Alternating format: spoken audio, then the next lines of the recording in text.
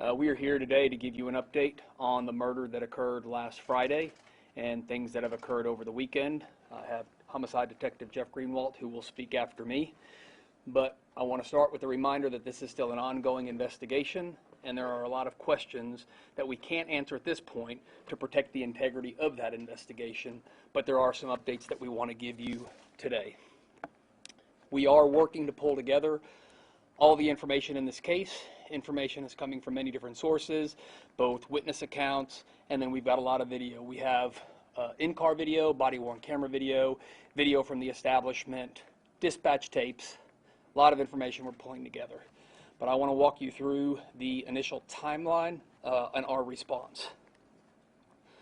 The first 911 call that we received occurred at 7:49 and 11 seconds.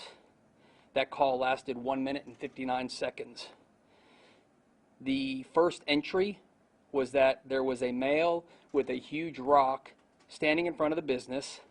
The caller went on to report that a clothing description and that the suspect was standing outside and had been verbally threatening. The call stated that it was unknown at that time whether the suspect was intoxicated or emotionally disturbed. At 7:58 and 26 seconds, the supervisor acknowledged that he was aware of the call and that it was in a holding status at that time. At 8:02 and 15 seconds, an officer was assigned to respond to this call, and the officer stated that he would advise, meaning that he would let other officers know whether or not they were needed once he arrived on scene. The officer arrived on scene at 8:09 and 51 seconds, and it appears from looking at the video that we have at that point that he's looking at the computer screen in his car, reading through the call.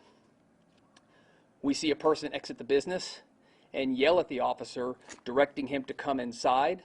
This occurs at approximately 8:10 and 36 seconds.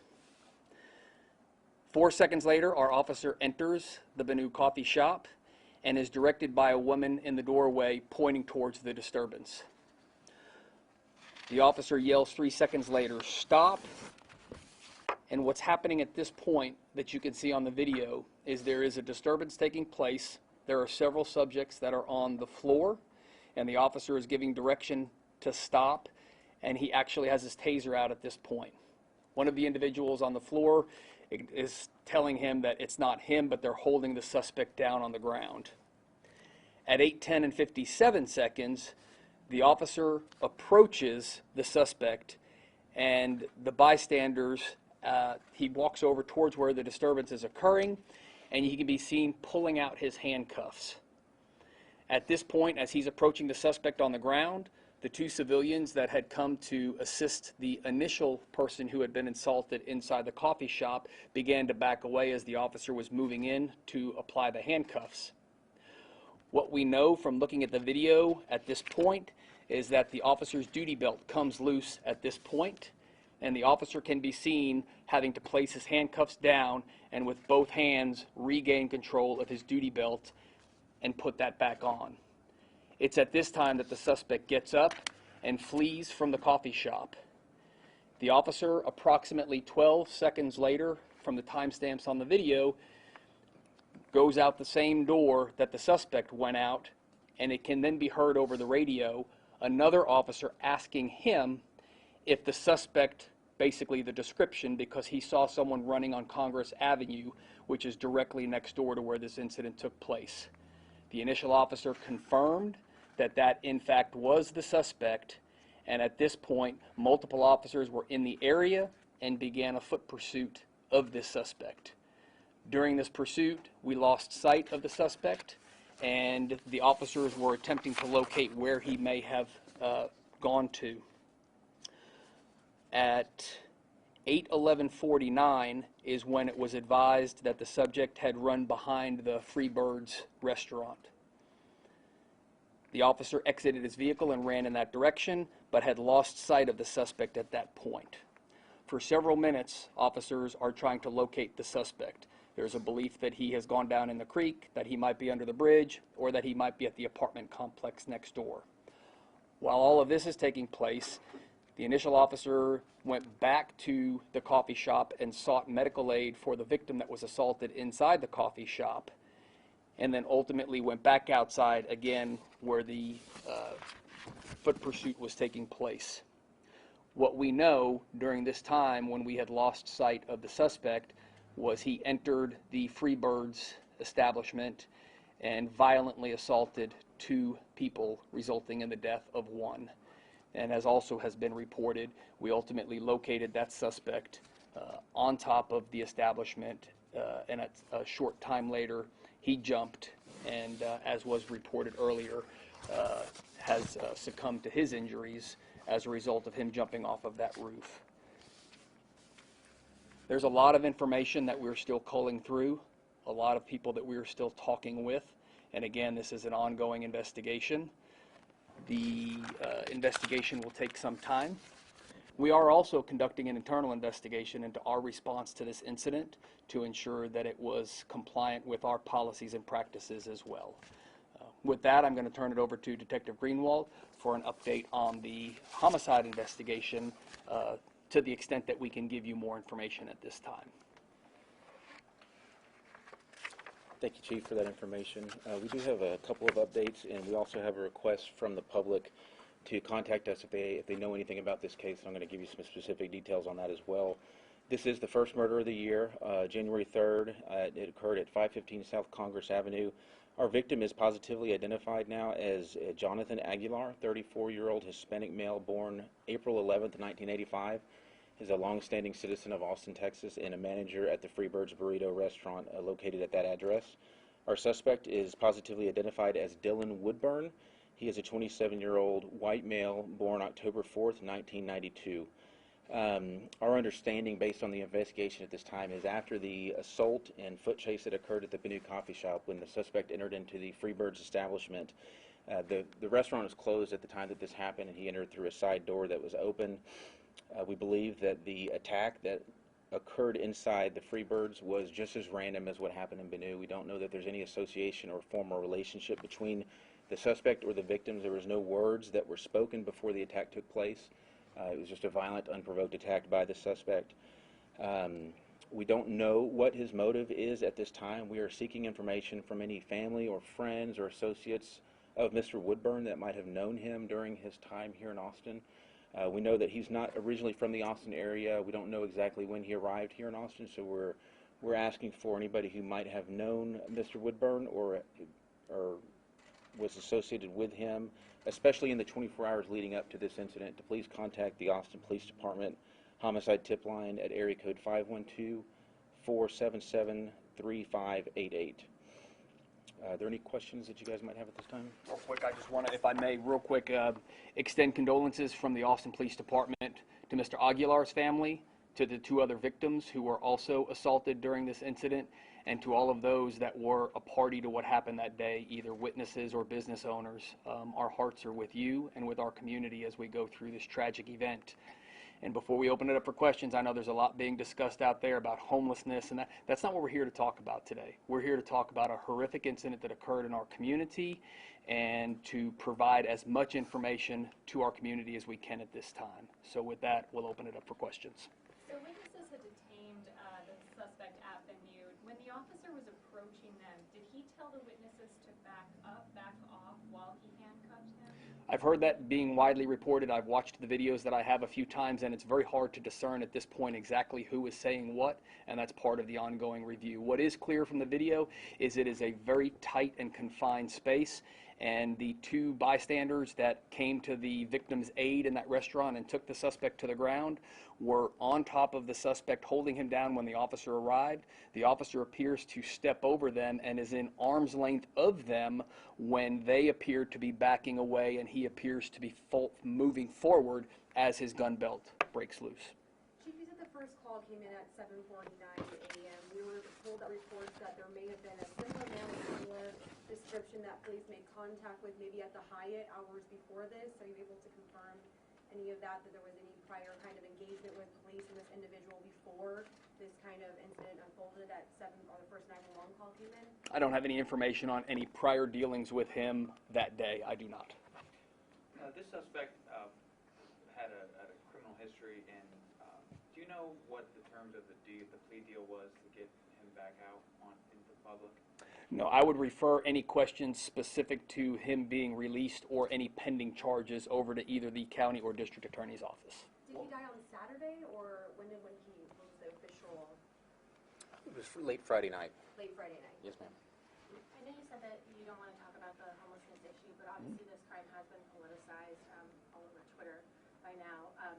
There's been a lot of people who are, worried about whether like random attacks like this could happen because of that. Anything you can say on that regard? We would just encourage everyone, as always, to pay attention to your own safety and the safety of those around you, to always maintain yourself in a condition where you can take care of yourself, where you can get out of an area if you need to get out of an area. If we just look beyond what happened here last week, but look at what's going on a national and international level right now, we all need to be hypervigilant these days about safety and security, especially in public spaces.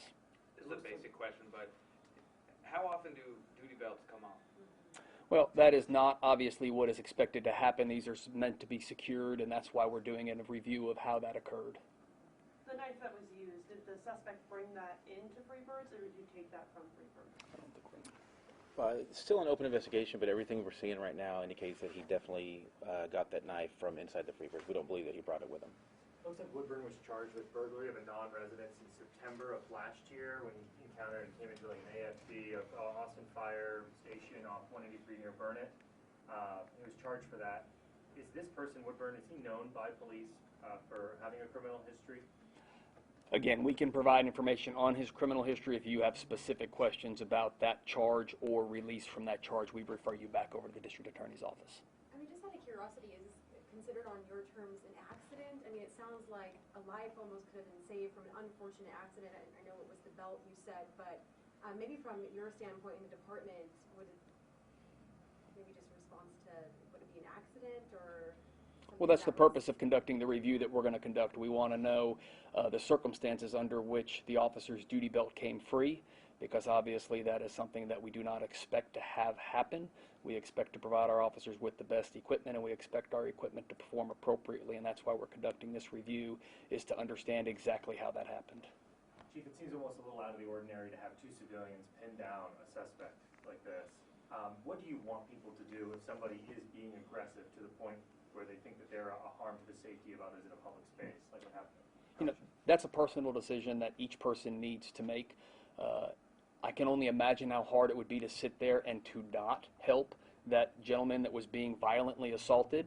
And so I think that shows the humanity and the courage of these bystanders that jumped in to help in what were dangerous circumstances. And I think that says a lot about them. And we live in a day and age where unfortunately that becomes more and more necessary. So I think it is a personal decision that each individual has to make if they find themselves in those circumstances, but just be fully aware that you don't know that person's mental state. You don't know whether they are armed, and so those are all things that you have to take into consideration.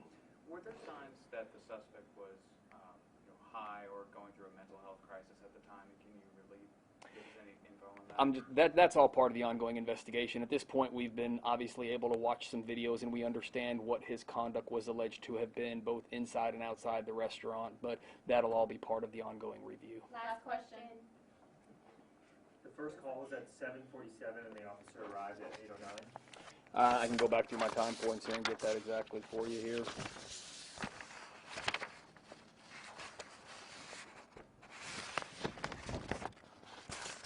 The first call came in at dispatch at 7:49:11, and it looks like it entered the dispatch queue at 7:50:07, and then I gave the initial arrival time. Let me find that in here. The initial arrival time was 8:09 and 51 seconds. Thank you. Would you prefer to speak quicker than that?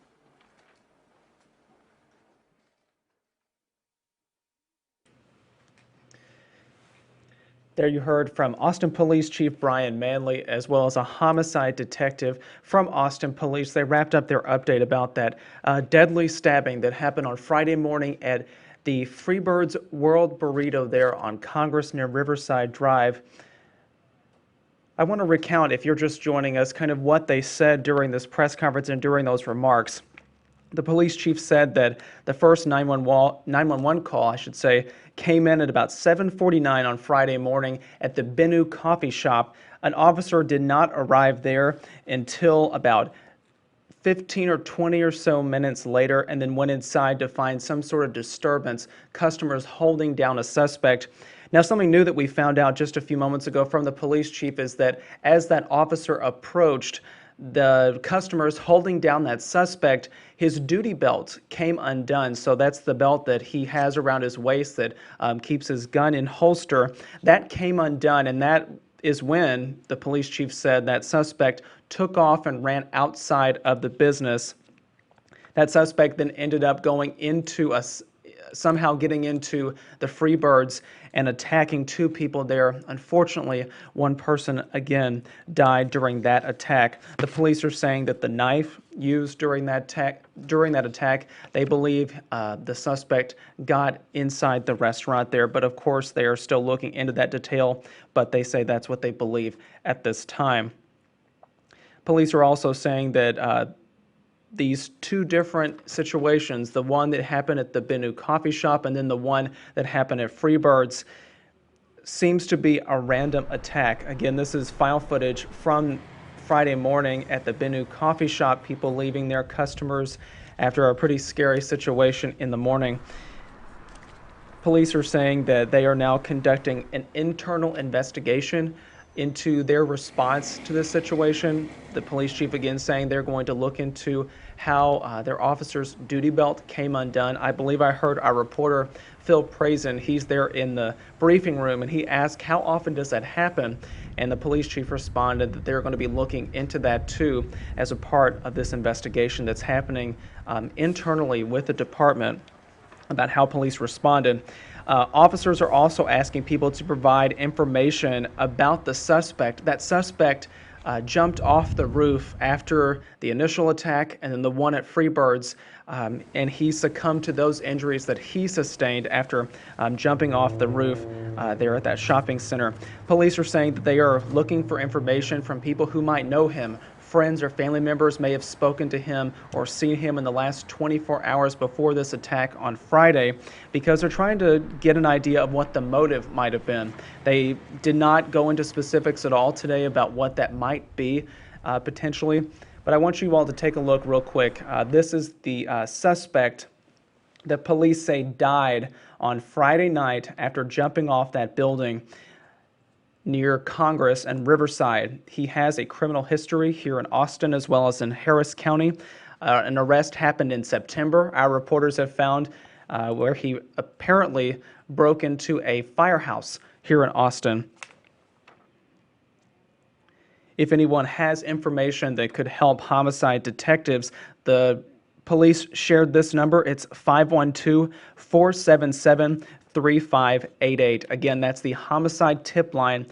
Police are looking for information about this man right here, Dylan Woodburn. He's believed to be the one who conducted that attack on Friday and subsequently died after jumping off the building there near Congress and Riverside. Before we go, I want to show you all one more thing. This is the homicide victim in this case. His name is Jonathan Aguilar. He's 34 years old. He was the kitchen manager at Freebird's World Burrito and had been a longtime resident, as police said, of Austin. His family told us that he was a quiet, gentle person who loved hard rock music. And the unfortunate detail is that he is survived by a wife and son. People are raising money online for him, for his family, I should say, to support them during this incredibly devastating time. We talked to some loved ones of his at a vigil this weekend. I want you all to listen to hear what they say about him. Take a listen. He was a happy kid. Most of us were, and I'm hoping that when I pass, the same thing happens, that family gets together, sit down, be together and talk stories. I love Jonathan.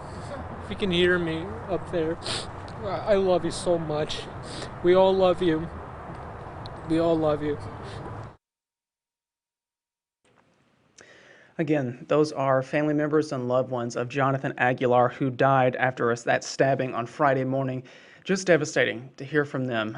In our Facebook comment section right now, people are sharing the GoFundMe page that's been set up to support Jonathan's wife and son. A lot of people have been giving to that over this weekend. We have more information about this situation that is unfolding here in Austin. Happened on Friday. Police providing this update today, but we have the latest details coming up on our later newscasts on 4:30, 5, and 6. We'll also follow up with this at 9 and 10 tonight, so please tune in if you want to find out some more information about what our reporters are uncovering. And again, we have information on our website, kxan.com, and the KXAN News app. Thank you all for joining us here on KXAN Live. We appreciate it, and we will see you back here another time. Have a good one, everybody.